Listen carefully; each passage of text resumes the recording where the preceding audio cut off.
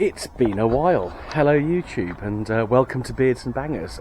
Apologies again, it's been a hell of a few months really. An abortive house sale. Those of you with sharp eye will see I'm still in the same street, so haven't moved house, still trying to. And we'll see what happens despite the economic crisis that seems to be going on. In the middle of all that, I've had COVID, which knocked me out for about 2 weeks.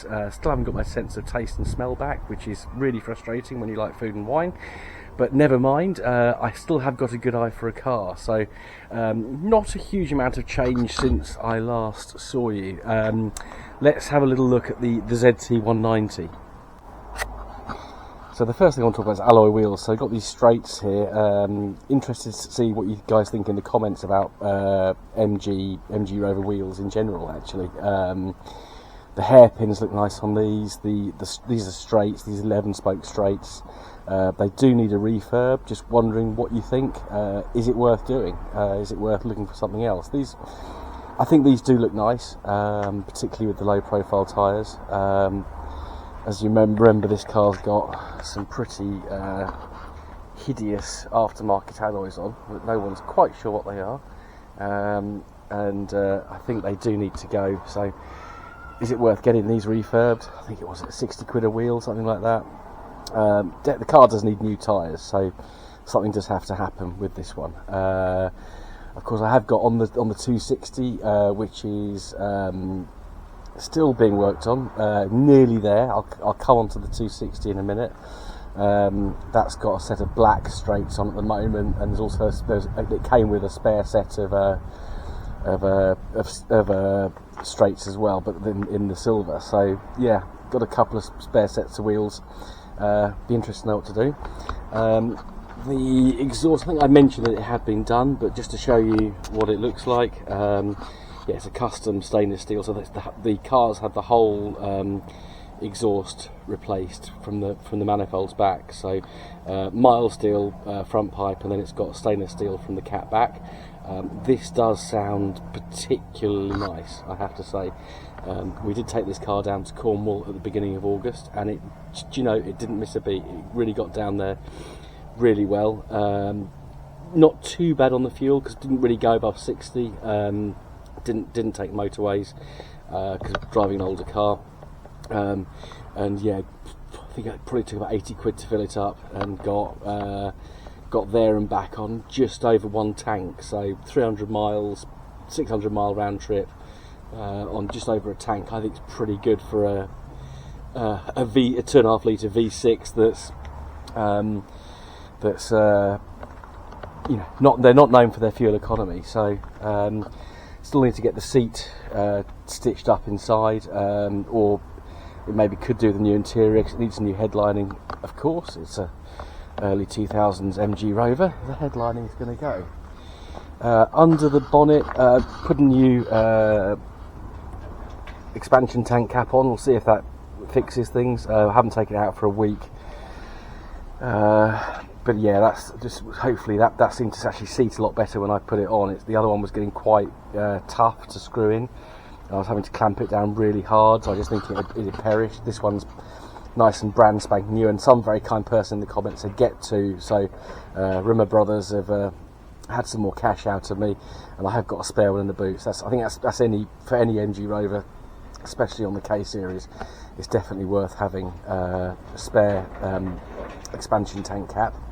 What else have we got to do up this end? I have changed the Viz motors, so these were second hand. I replaced these. It's still making the rattly noise, so either the Viz motors still aren't working, or it's actually the ball joints on the butterfly valves, which are sort of seated in here. So the butterfly valves are on little ball joints, and if those ball joints go, then it will rattle.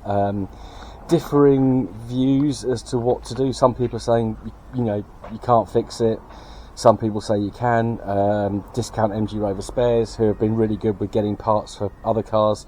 They haven't got the replacement inlet manifolds in stock at the moment, or they're out of stock. Whether they get them back or not, I don't know. It's definitely worth a phone call. But again, interested in the comments. It's great to see so many people liking and subscribing these videos. Please continue to do that. It's also really nice and helpful to see so many comments, particularly about this car. So you know, any thoughts, any suggestions, please shout, because this is something that does need sorting out. It doesn't really affect the driving, other than the low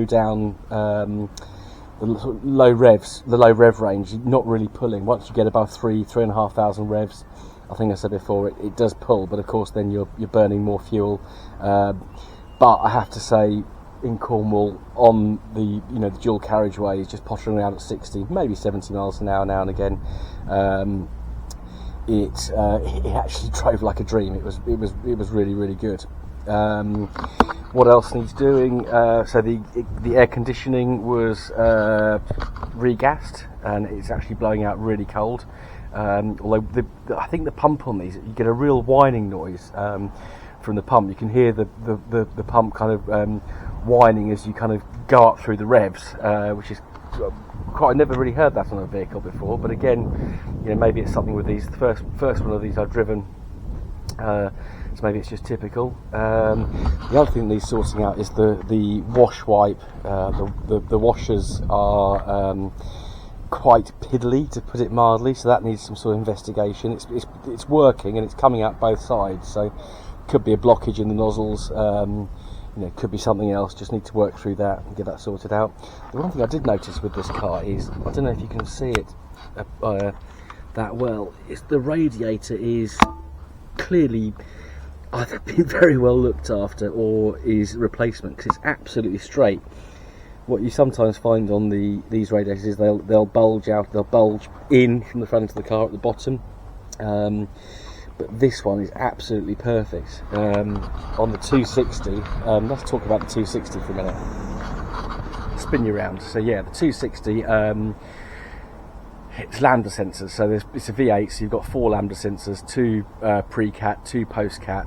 The mechanic has changed one set but hasn't changed the other. So once he's done that, he reckons that the car will be giving the right emissions, running properly, and be hopefully able to pass an MOT. So I really can't wait to get that car driving, because it's in really nice condition. It's low mileage, and it's quite frankly a beast. So as soon as that car is ready, we'll be doing an extensive test drive, probably loads of videos on that, because I think it's absolutely brilliant.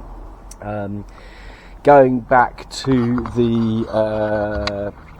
this car, yeah, these front tyres are beginning to perish, so they need to go. New bleurgh brake discs and pads from Discount MG Rover Spares. They were quite manky, the original ones on there. Headlights, yeah, I'm going to do a piece on this actually fairly shortly. The headlights are definitely milky, so they need sorting out. I have tried polishing this side, but I'm doing some experimentation just with the best way of getting these up. So the traditional kind of Maguire's kit just didn't take off enough, so I think they just need much more work on them. And then yeah, just need to get this engine bay kind of cleaned up a little bit. I think it's been, at some point in its life, it's been parked up near either someone who's a carpenter or has a joiner shop, because we've got lots of sawdust everywhere. So I don't know, maybe a chainsaw enthusiast, but someone's been sawing a lot of wood near the front end of this car, and it has actually blown into the bonnet. This little drainage channel here was they've got a little drainage hole here. This was completely clogged, and I've managed to scoop out what had become soil. So I think you've got lots of sawdust built up in there, and it's fermented and become soil compost over time. So that's been cleared out. Yeah, it just needs a damn good tidy up. And then a couple of little points on the we've got a bit of rust down here, so there's no paint. I just put a bit of rust converter actually on there just to seal it off. So I just need to get a bit of paint on there. Interior sorting out, and this will actually be a pretty decent car. I think they're really nice, so they are smooth to drive. And of course we've got the little Fiat. This needs this needs a major service. It needs a major overhaul. There's a bit of obviously the bodywork needs sorting out. A few bits of trim need putting back on. I know the rear shock's going to need doing, and I think the CV boot's probably doing, plus the exhaust mount underneath. So this little beauty needs a little bit of money spending on it. So I need to get my other half something potentially to get her back and forth to work while it's off the road. I was thinking Suzuki Alto, but I'd be really interested to hear again in the comments what you guys think. Something that's cheap. I know the car market's quite volatile at the moment with lack of supply, and you know, we're seeing ridiculous prices achieved for some vehicles. But yeah, sort of more modern classics or modern interesting cars, and I think the Alto is actually quite cute. You know, seem to be still fairly cheap. So again, any suggestions would be really appreciated while this little beauty's off the road. But it's still driving alright, just needs a damn good service. So that's it for today. So just again, a little quick update, let you know that I am still here. We will be getting some car videos out pretty soon. Just there's just been so much going on with abortive house sales and COVID-19 that it's just been really difficult to actually make some content. But it's hopefully you guys are happy to see me, and please keep up the liking and subscribing. It's really appreciated. And there'll be some interesting videos coming up in the not too distant future, I can assure you. Cheers.